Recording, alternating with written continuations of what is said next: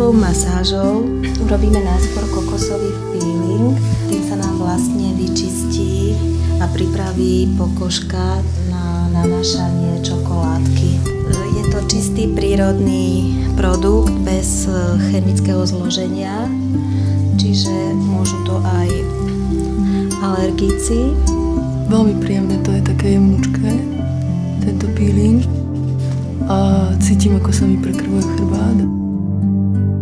Peelingom sa nám pokožka pekne prečistila, prekrvila a pripravili sme si ju na nanášanie čokoládky. Čokoláda obsahuje veľký obsah kakava, ktoré má antioxidačné účinky a blahodárne vplýva na pokožku, detoxikuje telo, uvoľňuje spazmy, obsahuje veľa minerálov a vitamínov, stimuluje aj vylučovanie hormónov endorfínov, hormónov šťastia, serotonín. Som taká ako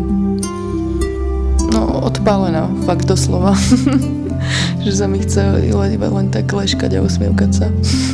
Veľmi uvoľňuje psychiku a navodzuje pocit také uvoľnenia a šťastia. Masáž je vhodná aj proti celulitide, keď sa nanáša na zadnú časť tela, na nohy a na zadoček. Vlastne odburáva vodu z organizmu, tým uvoľňuje a zoštihluje.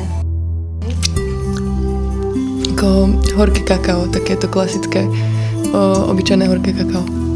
Bez cukru. Dobre to je. Počas tej masáže som cítila, že tá čokoláda ako keby tuhla a vstrebávala sa tak do mňa trošku do toho chrbátu. Po masáži dáme zábal na chrbátik na takých 15 minút, aby sa tá čokoládka hlbšie vstrebala.